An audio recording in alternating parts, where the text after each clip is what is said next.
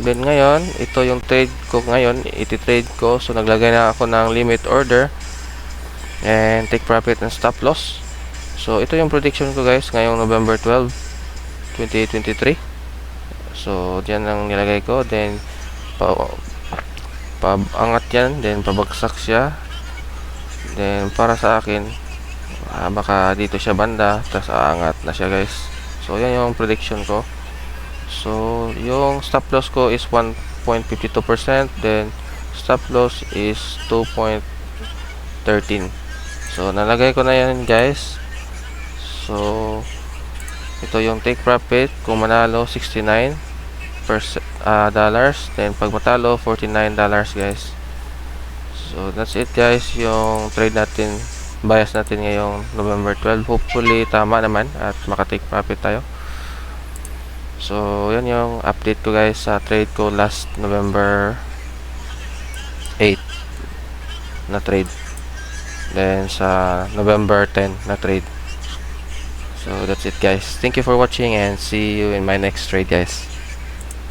Okay guys, good morning sa inyong lahat. So ngayon is titignan natin yung trade natin last time. Okay, punta tayo sa Ethereum. Yun guys, so tama yung prediction natin. So imove muna natin to guys.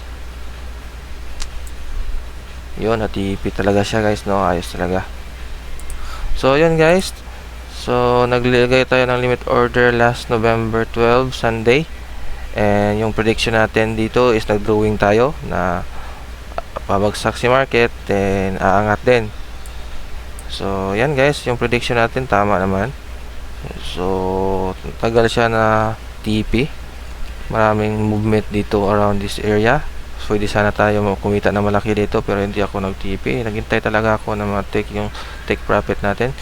So yan guys, nag-hold lang talaga ako kasi alam ko na kasi dito balik lang siya, hindi siya nag-down talaga, hindi siya pumunta dito ulit. So meaning aangat talaga yung market guys. So yun guys, hinintay ko talaga, nag-TP siya around dito 13 ng 23, alas 11 ng gabi. So titingnan natin si OKX Trading Platform, and punta tayo dito sa ating position history. At yun guys, nanalo tayo ng 9%, 9.98%. Then equivalent yan sa dollars is 65 na tayo, 65 US dollars. So yun guys, ayos din kasi kumita tayo ng 65 dollars.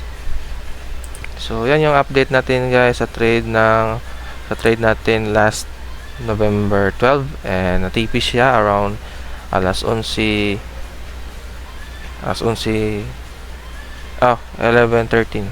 So November 13 na TP mga alas 11. So ayos yan guys, ayos, nice one.